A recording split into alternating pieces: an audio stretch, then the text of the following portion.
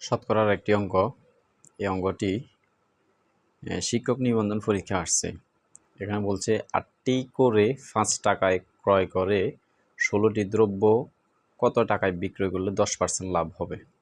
অর্থাৎ এখানে বিক্রয়মূল্য বের করার জন্য বলছে, অর্থাৎ বিক্রয়মূল্য কত টাকা হলে 10% লাভ হবে। তো যেহেতু আমাদেরকে বিক্রয়মূল্য বের করার জন্য বলছে, তাই এখানে আমরা প্রথমে ক্রয় মূল্যটা বের করে নিই।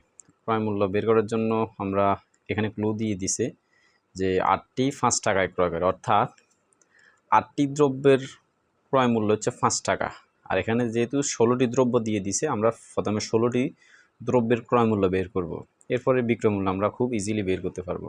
প্রথমে আমরা এখানে দেওয়া আছে 8টি, আমরা একদম সংক্ষেপে লিখি 8টি দ্রব্যের ক্রয়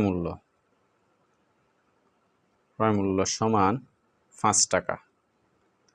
তাহলে আমরা একটির বের করে নিব। একটির দ্রব্যের ক্রয় মূল্য সমান 5 উপরে 8 নিচে 16টি আছে, আমরা 16টি দ্রব্যের ক্রয় মূল্য বের করি। সুতরাং 16টি দ্রব্যের ক্রয় মূল্য সমান 16 উপরে চলে যাবে, উপরে 16, এরপরে আগের 5 আছে, নিচে হচ্ছে 8।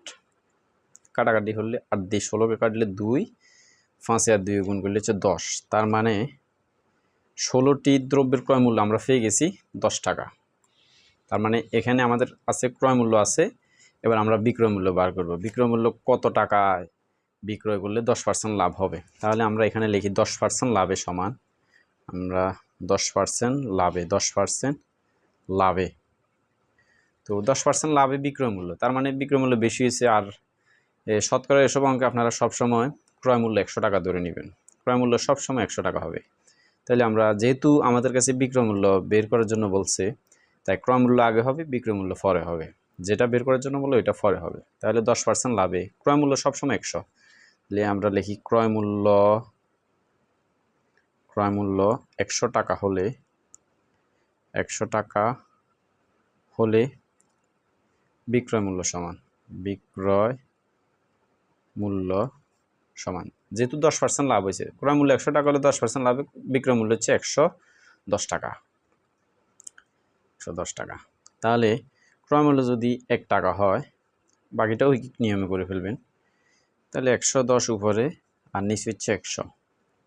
এরপরে আমাদের কাছে আমরা ক্রয় মূল্য কত পাইছি? 16টি দ্রব্যের ক্রয় মূল্য আমরা পাইছি 10 টাকা। তাহলে সুতরাং ক্রয় মূল্য 10 টাকা হলে, ক্রয় মূল্য 10 টাকা হলে বিক্রয় মূল্য সমান 110 গুণ 10 উপরে নিচে হচ্ছে 100।